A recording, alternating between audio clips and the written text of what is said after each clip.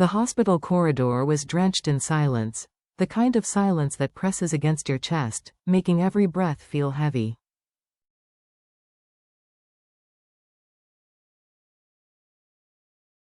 Only the rhythmic ticking of the clock and the faint hum of distant machines broke the stillness.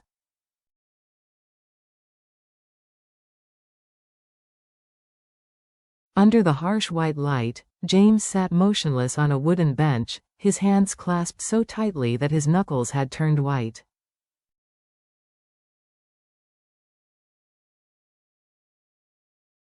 "10 hours had passed since Tu Diep was taken into the operating room. 10 long, merciless hours that stretched like an eternity.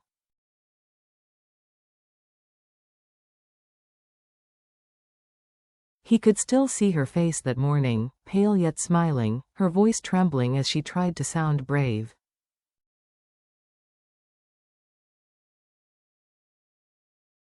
"Don't worry, James," she whispered as the nurses wheeled her away. "I'll be fine."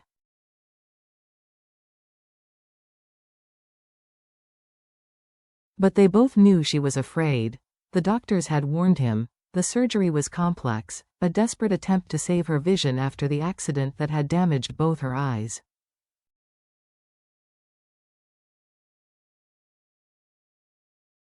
There was hope, but only a fragile one, as fragile as the woman he loved. Now, as time dragged on, James's world shrank to the sound of that ticking clock.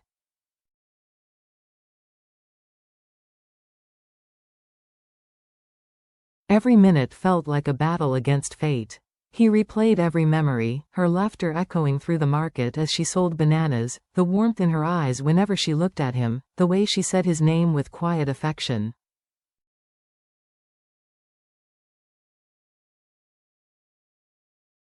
And now those eyes, those bright, honest eyes, might never see him again. When the red light above the operating room finally switched off, James jumped to his feet.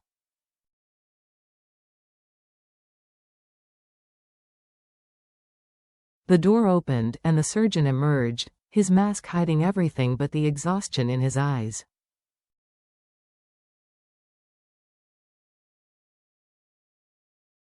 "Mr. James," he began quietly. "The surgery was long. We did everything we could, but there's a possibility she may never regain her sight."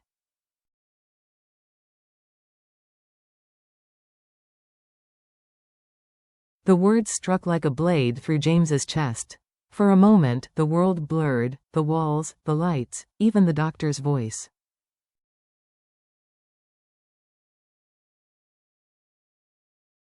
He couldn't breathe. He couldn't think. All he could picture was Tu Diep, lying alone in that sterile room, fighting for the light she might never see again.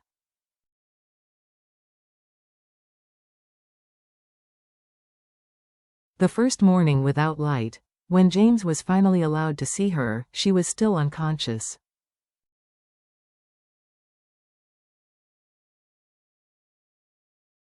Her face looked peaceful, framed by white sheets and tangled wires. He took her hand gently.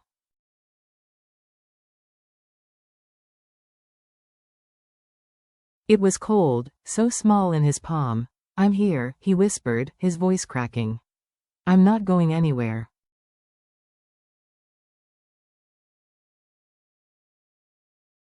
Tears burned his eyes as he leaned over her. For the first time in his life, James felt truly powerless.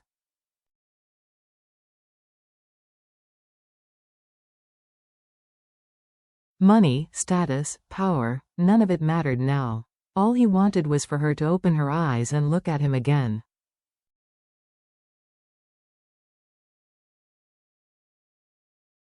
Hours passed. The sky outside darkened. Rain began to fall, tapping softly against the window, a melody of sorrow.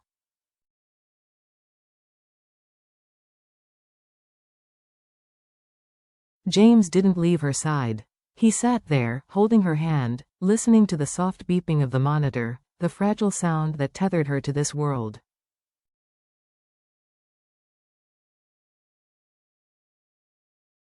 And then, as dawn began to break, Tu Diep stirred. Her fingers twitched faintly in his grasp.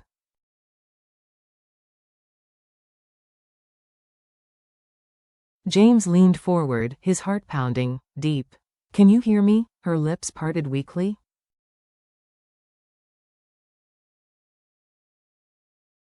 James, is it morning already? Her voice was faint, like a whisper from another world.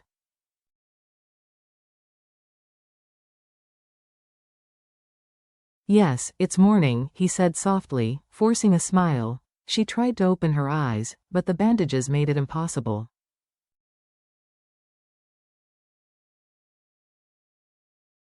Her expression changed, confusion flickering across her face. I can't see anything.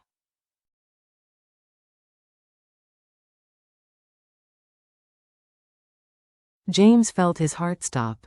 He swallowed hard. Don't worry. The doctor said it'll take time.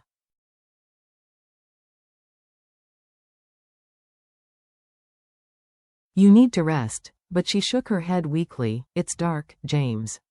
So dark, he couldn't hold it in anymore.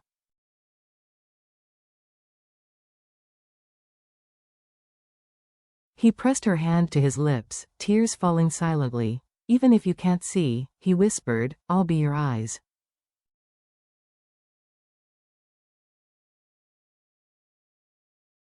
I promise. Outside, the morning sun rose, painting the rain-soaked glass in streaks of gold.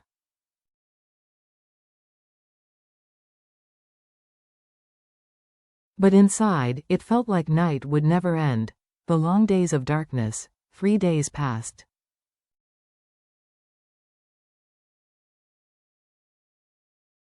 Every morning, Tu Diep woke up hoping to see a flicker of light, but saw only endless black.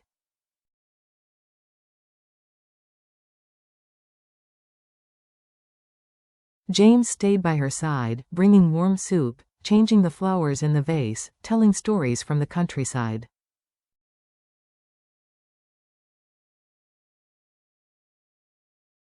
He tried to make her laugh, to remind her that the world was still beautiful, even if she couldn't see it.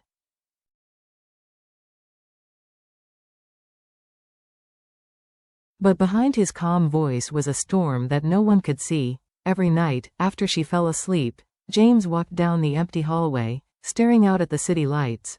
A world that still glittered while hers had gone dark.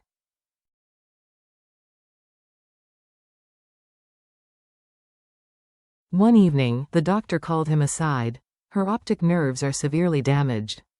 The surgery stabilized her condition, but the chance of recovering sight is extremely low.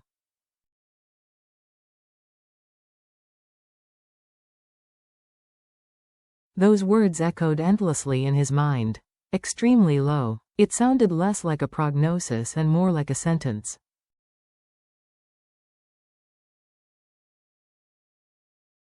That night, Tu Diep sensed something was wrong. You're quiet, she said softly.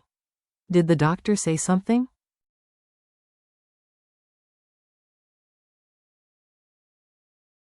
No, just to rest. James, she whispered, smiling faintly. You don't have to lie.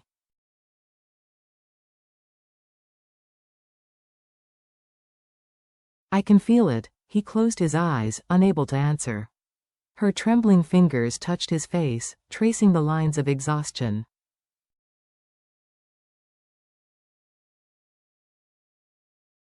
You're tired, she murmured. Her tenderness broke him.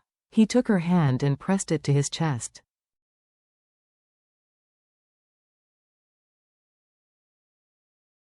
If I could take your pain, I would. If I could give you my eyes, I would. For a long moment, silence filled the room, a silence made of love and despair.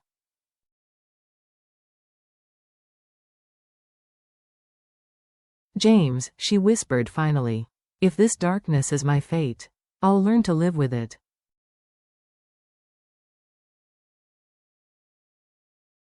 But I need you to be strong.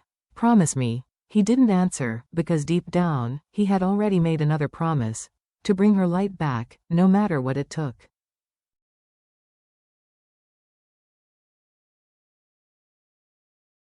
A promise across oceans.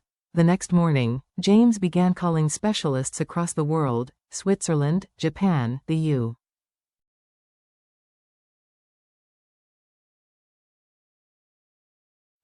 Anyone who might have an answer. Stem cell therapy, nerve regeneration, experimental surgery. He didn't care about the cost.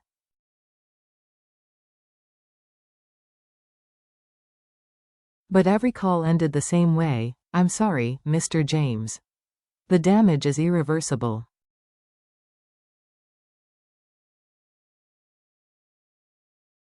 He barely slept. He stopped eating. At his company, whispers spread. Their CEO had changed.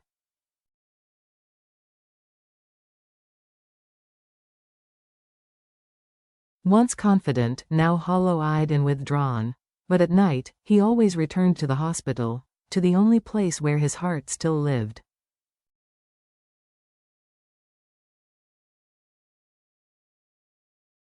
One evening, Deep asked to go outside. James wheeled her into the hospital garden.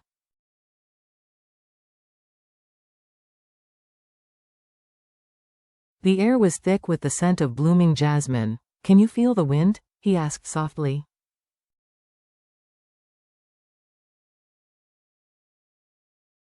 Yes, she smiled faintly. It smells like summer. She tilted her face toward the light, eyes still bandaged, smiling as if she could still see.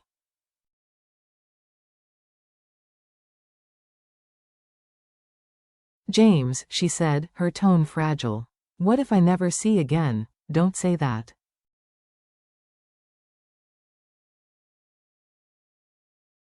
But I have to, she whispered. If that happens, I'll be okay. I don't want to be your burden.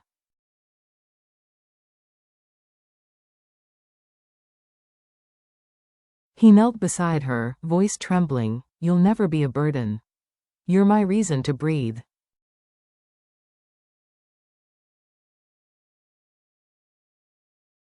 Even if you can't see the world, I'll make sure you feel it, every sunrise, every smile, through me.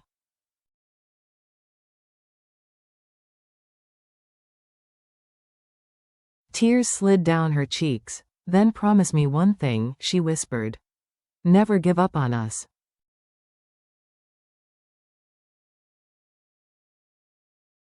I promise, he said, his voice breaking. No matter how far I have to go. As the evening wind brushed against their faces, James silently vowed to defy fate itself.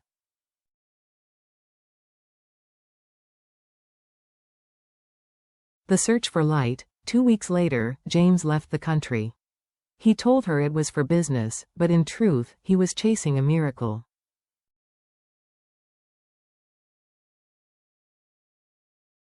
He found himself in a snowy clinic in Zurich, meeting specialists who had seen the impossible.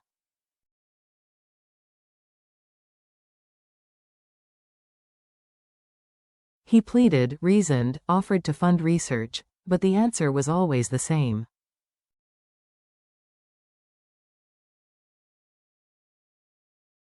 There is no cure. He stood by a window overlooking the falling snow, his reflection a ghost.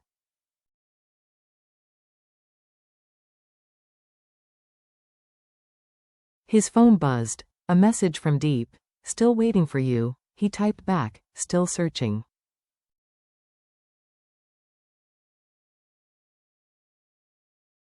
Meanwhile, back home, the doctors finally removed her bandages. The world remained black.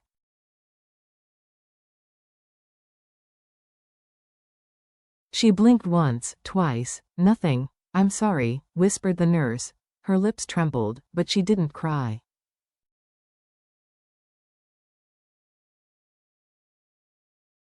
She only reached for her phone and whispered to herself, I'm not losing hope, but maybe it's time you did.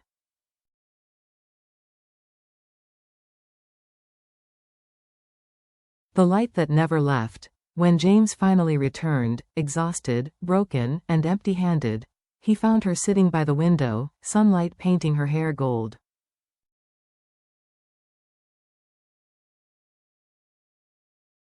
You came back, she said softly. He knelt beside her, voice raw. I found nothing. I failed you.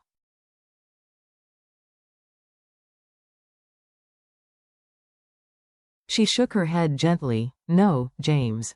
You didn't fail me. You gave me love, warmth, courage.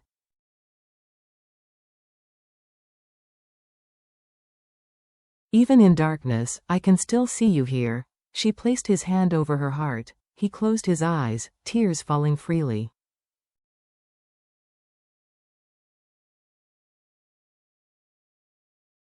Then I'll be your light, he whispered, for as long as I live. Outside, the sky was bright and full of color.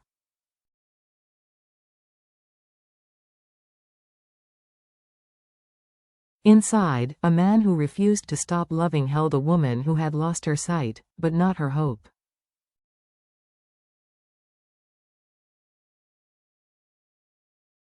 And in that quiet room, they found something greater than healing. They found light in each other.